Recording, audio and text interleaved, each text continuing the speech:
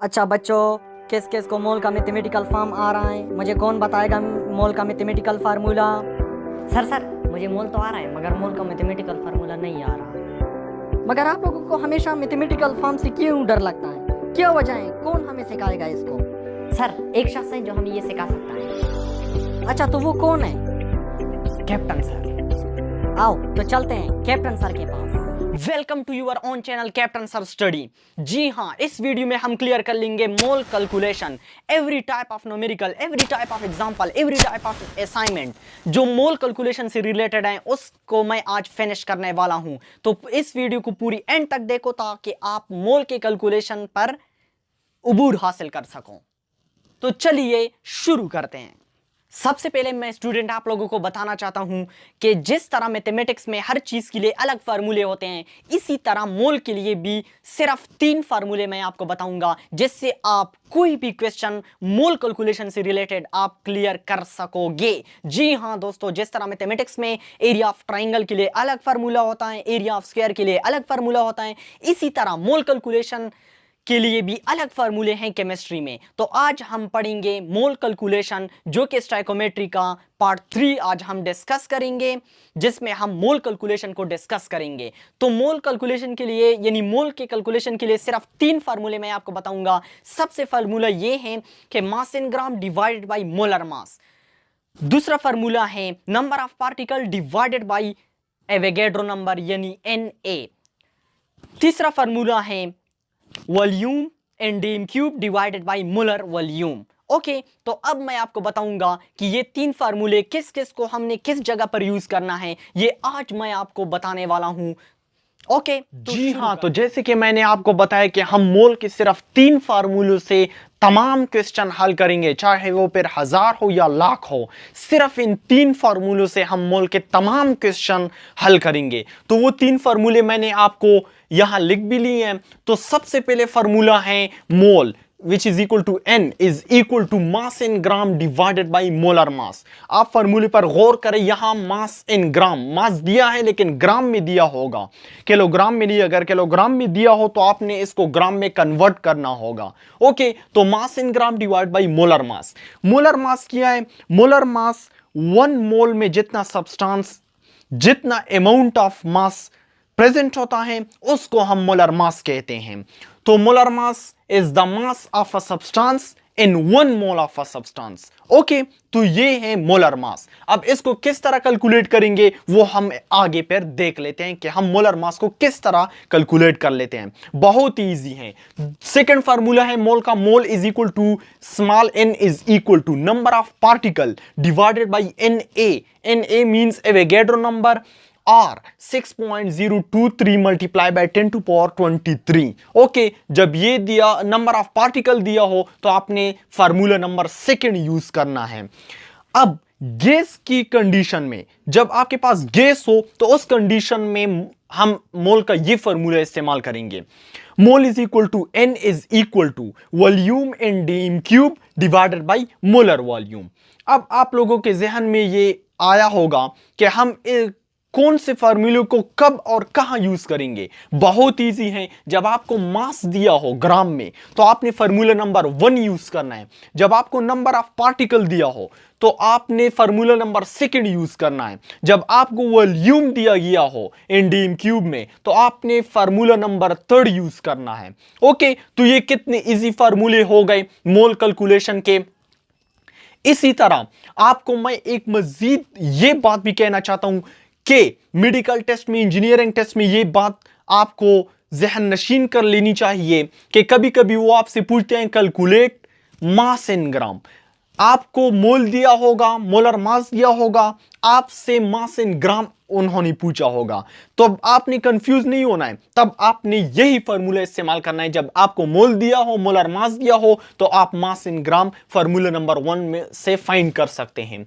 या जब आपको कहा गया हो कि नंबर ऑफ पार्टिकल फाइंड कर लें, तब भी आप फाइंड कर सकते हैं। जब आपको मोल दिया हो, ये तो कांस्टेंट है, ये तो आपने याद करना होगा कि एवोगैड्रो नंबर किस चीज के बराबर है, 6.023 मल्टीप्लाई बाय 10 टू पावर 23 के बराबर है, विच इज एवोगैड्रो नंबर। अगर आपसे फॉर एग्जांपल उन्होंने कहा हो कि volume in dm cube find कर लें, जब आपको मोल और मुलर वॉल्यूम भी ये ख्याल कर लें कि ये भी कांस्टेंट है। मुलर वॉल्यूम बराबर है 22.4 डीम क्यूब, 22.4 डीम क्यूब के बराबर है क्या मोलर वॉल्यूम। ओके, तो ये मोल कैलकुलेशन के 3 फार्मूले हो गए। अब हम आगे देखते हैं कि इसको हमने न्यूमेरिकल प्रॉब्लम, एग्जाम्पल और असाइनमेंट में किस तरह यूज करना है। अब आपको मैं न्यूमेरिकल प्रॉब्लम सॉल्व करने वाला हूं। अब हम करेंगे कुछ क्वेश्चन। तो सबसे पहले क्वेश्चन है, how many moles are there in 60 gram of sodium hydroxide NaOHO। तो हमसे क्या मांगा गया है, हमसे मोल मांगा गया है। गिवन हमें किया है 60 ग्राम सिर्फ सोडियम हाइड्रोक्साइड का गिवन है। तो जैसे मैंने आपको बताया कि आपने अब फार्मूला नंबर 1 को यूज करना है, जो कि mass in gram divide by molar mass. अब आप गौर से देख लें कि यहां पर मास इन ग्राम गिवन है, इसलिए हमने फार्मूला नंबर 1 को यूज करना है। तो बोर्ड में आपने किस तरह न्यूमेरिकल प्रॉब्लम को अटेम्प्ट करना है। अगर आप चाहते हो कि आपके 100/100 आ जाएं, तो जैसे मैं इस क्वेश्चन को हल करने वाला हूं, न्यूमेरिकल क्वेश्चन को, तो इसी तरतीब से आपने न्यूमेरिकल क्वेश्चन को हल करना है, तभी आपके पूरे के पूरे मार्क्स आएंगे। तो सबसे पहले आपने इधर लिखना है गिवन डेटा।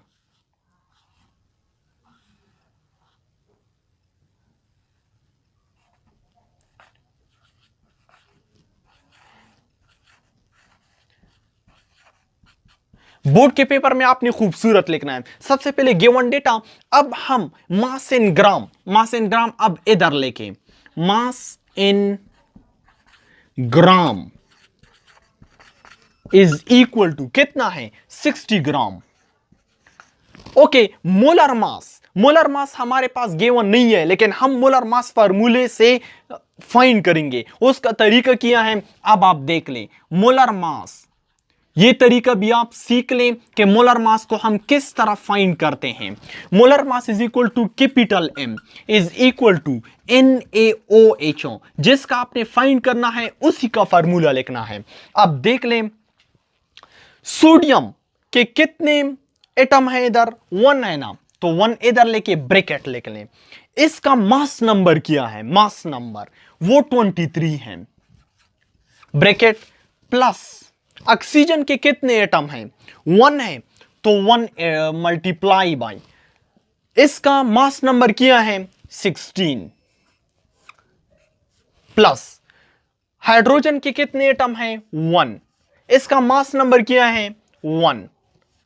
ओके, तो अब आप फाइंड कर लें 23 प्लस 16 प्लस 1। अब आपने इसको क्या करना है, इसको ऐड करना है। मैं हूं नालायक लेकिन आप हो लायक, तो अब आपने इसको हल करना है। ओके, तो ये आ जाएगा हमारे पास 40 ग्राम पर मोल। ओके, तो ये मोलर मास की यूनिट है। मोलर मास की यूनिट क्या है, ग्राम पर मोल। ओके, तो 40 हमारे पास मोलर मास आ गया। अब हम जानते हैं mole is equal to small n which is equal to mass in gram. Mass in gram क्या है, 60 gram divided by molar mass कितना है, 40 ग्राम पर मोल। ओके, तो ये आपके पास 0 और 0 कट जाएगा, ये हो जाएगा, इसको 2 पर डिवाइड कर लो, ये हो जाएगा 3, इसको भी 2 पर डिवाइड कर लो, ये हो जाएगा 2। तो 3 डिवाइडेड बाई 2, मोल की यूनिट क्या है, मोल ही है।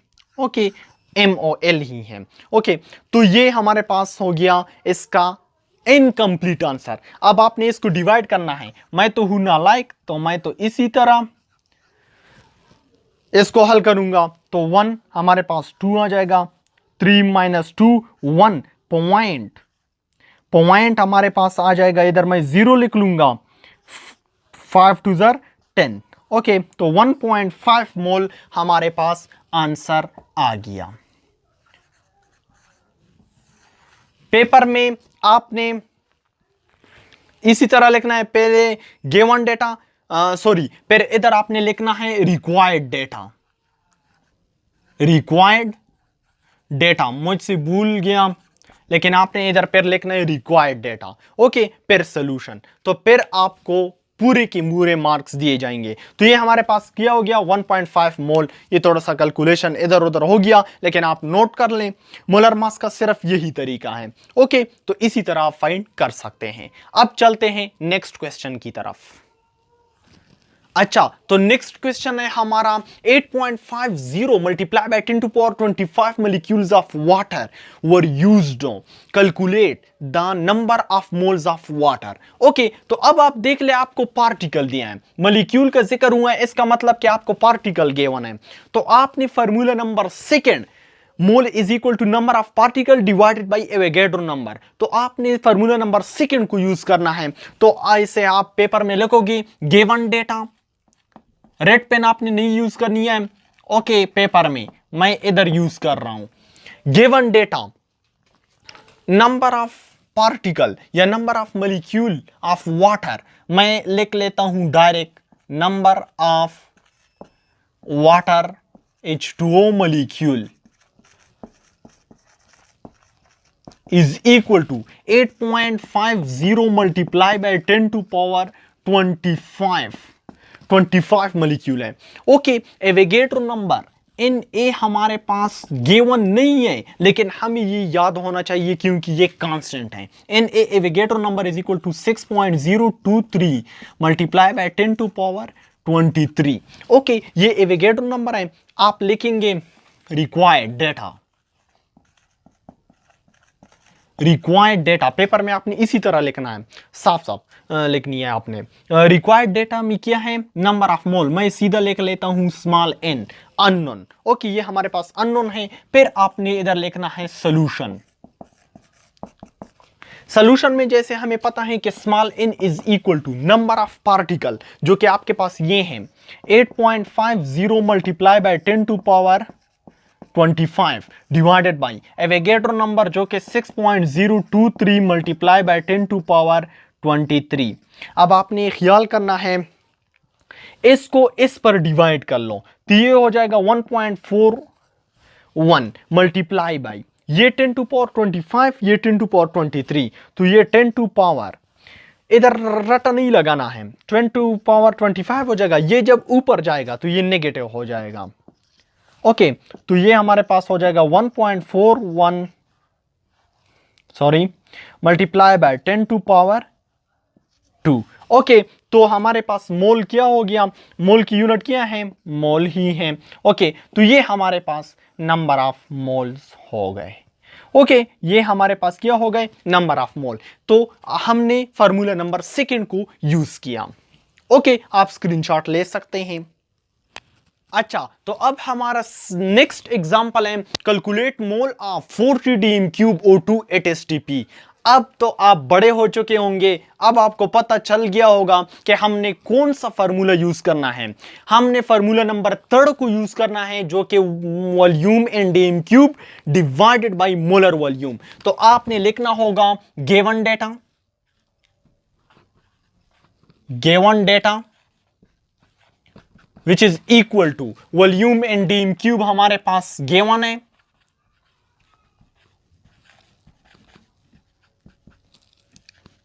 $40 DM³। ओके, मैंने आपको बताया था कि मोलर वॉल्यूम हमारे पास 22.4 DM³ के बराबर है। ओके, तो अब आपने कोई रिक्वायर्ड किया है, रिक्वायर्ड डेटा में किया है, रिक्वायर्ड में आपसे number of mole small n आपसे आपको फाइंड करना होगा। सॉल्यूशन हमें पता है मोल यानी n is equal to volume in DM³ 40 DM³ divided by molar volume की यूनिट है DM³ पर मोल। ओके, तो mole is equal to 40 DM³ divided by 22.4 DM cube per mole. Okay, तो इसको calculate करके something 1.78 मोल आ रहा है। Okay, मोल की unit क्या है? मोल ही है। ओके, तो अब हमने इसको फार्मूला नंबर थर्ड को यूज करके हमने इसका आंसर निकाला। तो आप इन ही 3 फार्मूलों को यूज करके मोल के किसी भी क्वेश्चन को आसानी से फाइंड कर सकते हैं। मुझे उम्मीद है कि आपके जहन में अब कोई भी मोल कैलकुलेशन से कोई क्वेश्चन आपके जहन में या कोई किस्म की डाउट नहीं होगी। फिर भी अगर आपको कोई मसला है, कोई डाउट है, तो आप हमसे कमेंट सेक्शन में आप हमसे फ्री ऑफ कास्ट पूछ सकते हैं। हम आपको जल्द अज जल्द जवाब देंगे। ओके, तो अपना बहुत सारा ख्याल रखिएगा। तब तक take care, wish you all the best.